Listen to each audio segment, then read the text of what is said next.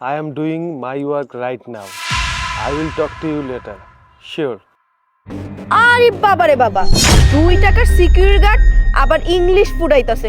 এই তুই যে ইংলিশ ফুরাইতাছস, তুই এই ইংলিশের বাংলা জানোস? হ্যাঁ, আরে তুমি চুপ করো তো। আচ্ছা, ভালো কথা, তুমি যে ইংরেজি বললে এই ইংরেজির মানে বুঝো? জানো এটার অর্থ কি? জি ম্যাডাম, আমি এটার অর্থ জানি।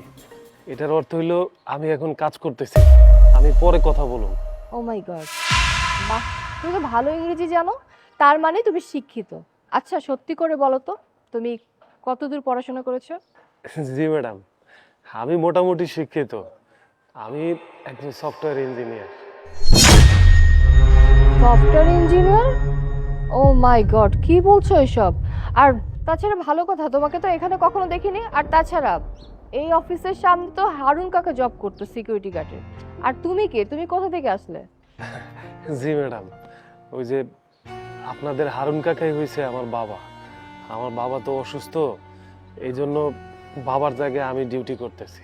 আচ্ছা ওয়েট, তুমি বললা যে তুমি সফটওয়্যার ইঞ্জিনিয়ার, হারুন কাকার ছেলে।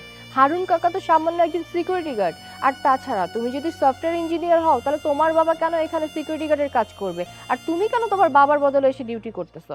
আর সামান্য 10,000 টাকার জন্য তো এত কষ্ট করার কোনো মানেই হয় না। তুমি যেহেতু সফটওয়্যার ইঞ্জিনিয়ার, তাহলে মাসে লাখ লাখ